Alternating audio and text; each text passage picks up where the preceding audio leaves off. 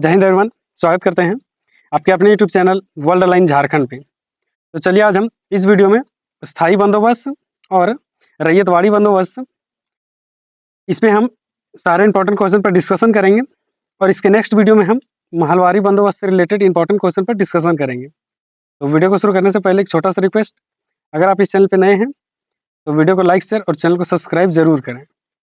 तो रैयतवाड़ी बंदोबस्त लागू होने से पहले के भू राजस्व से रिलेटेड हम इसके इतिहास को समझेंगे। तो चाहे तो आप इस पॉइंट को राइट डाउन कर सकते हैं। तो इसके पहले का अगर अस्थायी बंदोबस्त के पहले का इतिहास अगर हम देखें तो प्रारंभ में स्टार्टिंग में कंपनी को जिला का अधिकार दिया गया था, जिसमें 24 परगना, वर्धमान, मेदिनीपुर इत्यादि। इसके बाद अगर हम देखें तो 1765 का अगर हम देखें 1765 में, तो 1765 में कंपनी को बंगाल, बिहार और उड़ीसा का दीवानी सौंपा गया था। उसके बाद हम देखेंगे कि 1765 के बाद 1772 में पहली बार ऐसो 5 वर्षों के लिए भू राजस्व वसूली के अधिकार को नीलाम किया गया 1772 में। उसके बाद क्या किया गया 1777 का अगर हम बात करें तो 1777 में प्रति वर्ष भू राजस्व वसूली का अधिकार को नीलाम किया गया। इसके बाद अगर हम देखें 1777 के बाद 1790 में, तो 1790 में 10 वर्षों के लिए भू राजस्व वसूली के अधिकार को नीलाम किया गया। इसके बाद हमारा आता है स्थायी बंदोबस्त 1793 में, और 1793 में इसे अस्थायी कर दिया गया। तो चलिए अब हम छोटा सा एक और बैकग्राउंड देखेंगे स्थायी बंदोबस्त, उसके साथ साथ हम रैयतवाड़ी बंदोबस्त का। तो अस्थायी बंदोबस्त को 1793 में कर्नवालिस के द्वारा लागू किया गया था, और क्षेत्र देखेंगे तो हो जाएगा बंगाल, बिहार और उड़ीसा। 1793 में स्थायी बंदोबस्त को लागू किया गया था कर्नवालिस के द्वारा।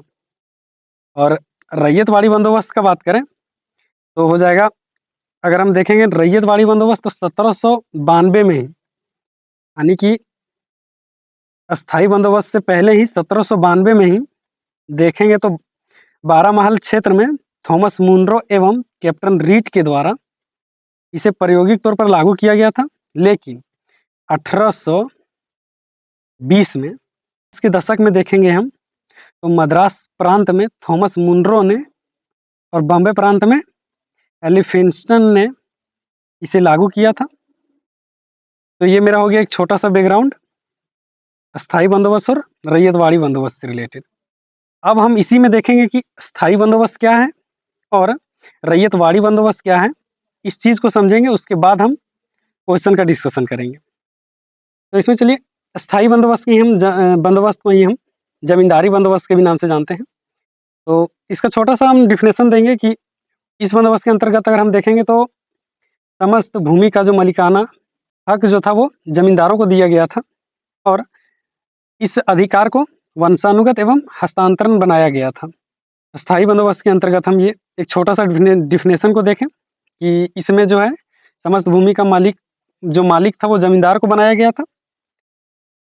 और अगर हम रैयतवाड़ी बंदोबस्त में हम देखेंगे तो इस बंदोबस्त के अंतर्गत रैयतों को समस्त भूमि का मालिक माना जाता था, तथा मालिकाना हक को वंशानुगत एवं हस्तांतरणीय बनाया गया था। ये जमींदारी बंदोबस्त के जस्ट अपोजिट हो गया था, क्योंकि जमींदारों को उसमें मालिकाना हक दिया गया था। इसमें रैयतवाड़ी बंदोबस्त में क्या है कि रैयतों को भूमि का मालिकाना हक दिया गया। तो ये रैयतवाड़ी और जमींदारी बंदोबस्त से रिलेटेड छोटा सा डिस्कशन था। चलिए अब हम क्वेश्चन को देखेंगे। तो चलिए हम इसमें पहला क्वेश्चन को देखते हैं।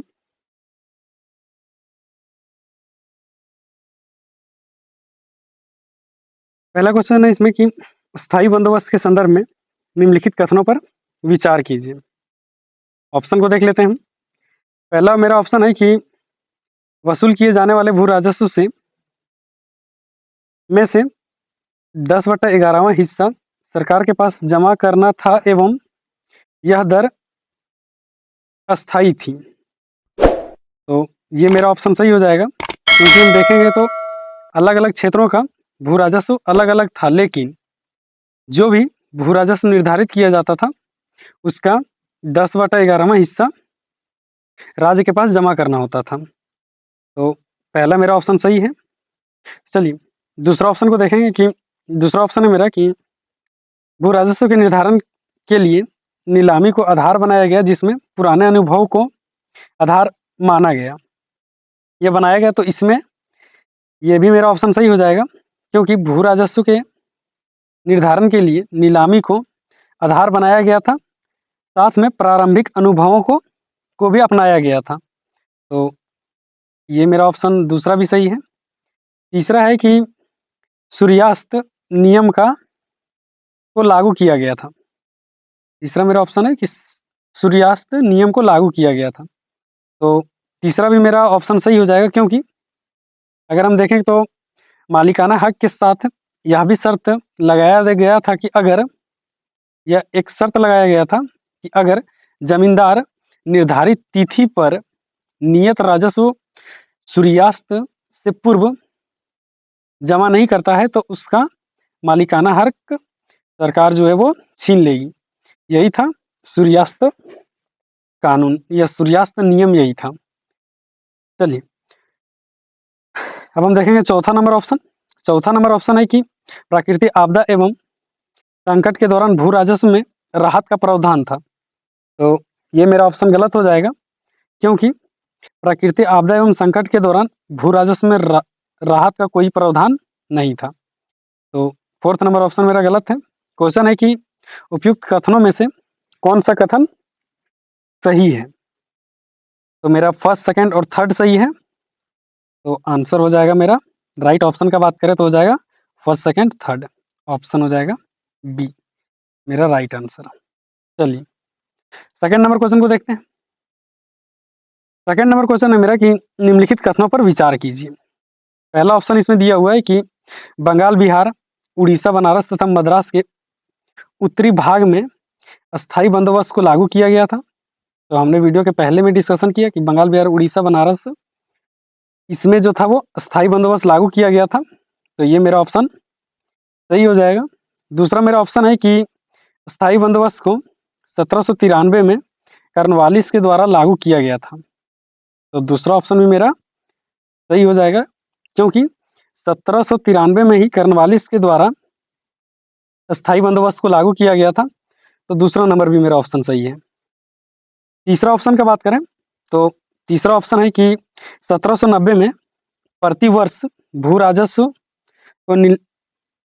नीलामी को प्रारंभ किया गया। तो ये मेरा ऑप्शन गलत हो जाएगा, क्योंकि 1790 में अगर हम देखें तो प्रति वर्ष नहीं, ये 1790 में 10 वर्षों के लिए भू राजस्व वसूली के अधिकार को नीलाम किया गया था 1790 में।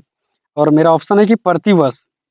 तो अगर हम प्रति वर्ष का बात करें तो 1777 में, अगर इस ऑप्शन को हम राइट करें तो हो जाएगा 1777 में प्रति वर्ष भू राजस्व नीलामी को प्रारंभ किया गया था। तो मेरा क्वेश्चन है कि उपयुक्त कथनों में से कौन सा कथन सही है। तो थर्ड नंबर मेरा गलत है, फर्स्ट और सेकंड राइट आंसर हो जाएगा।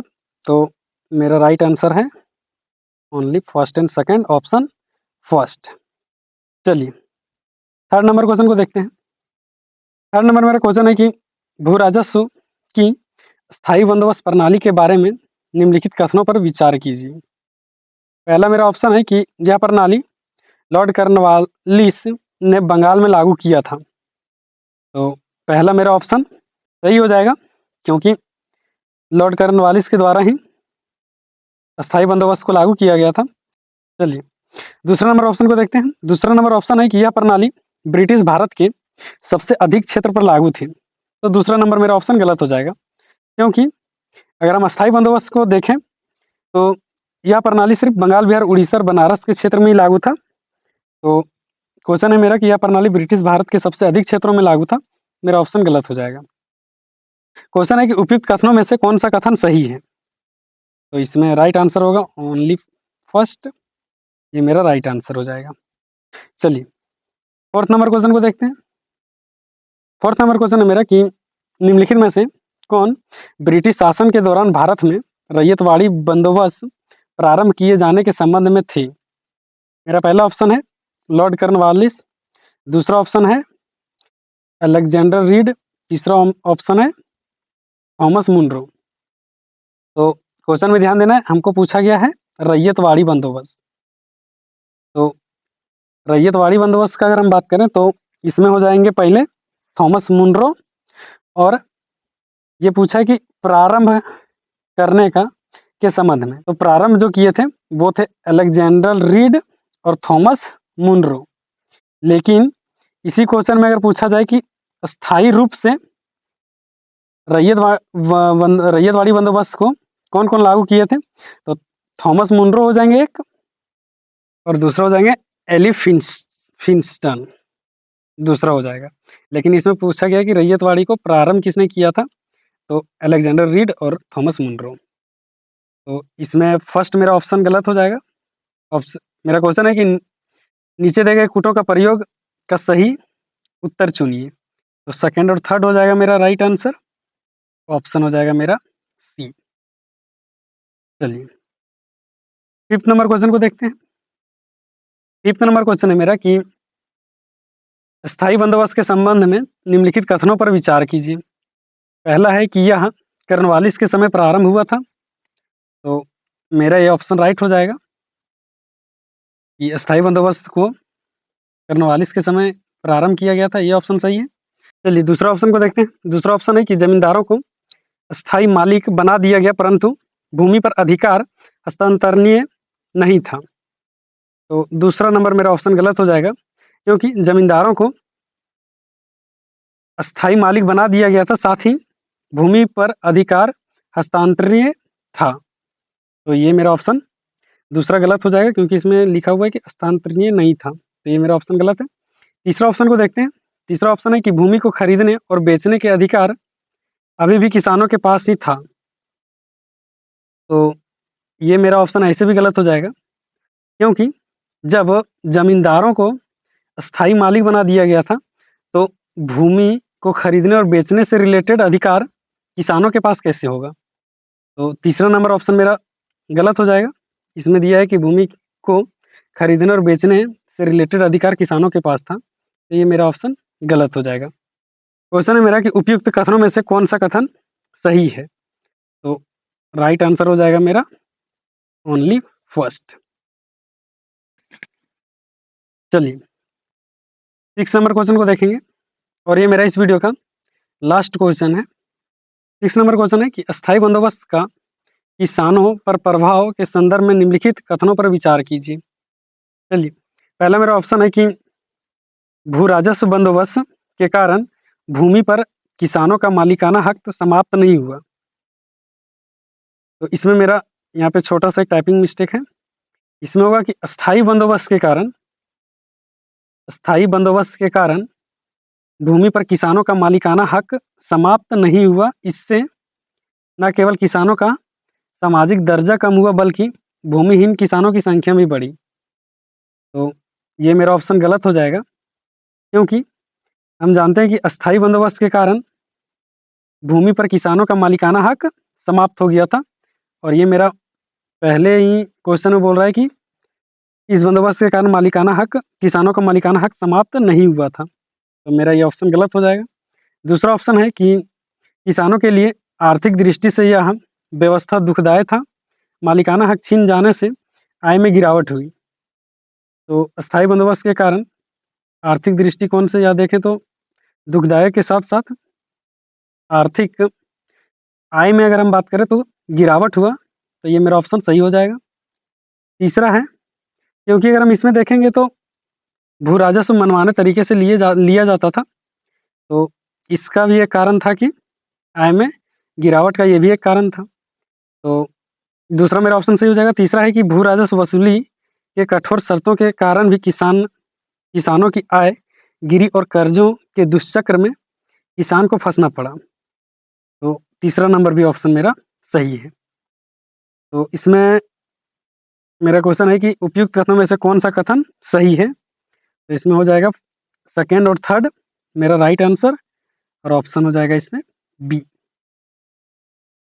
चलिए, इसी तरह के वीडियो के लिए वीडियो को लाइक, शेयर और चैनल को सब्सक्राइब जरूर करें। मिलते हैं नए वीडियो के साथ, तब तक के लिए जय हिंद।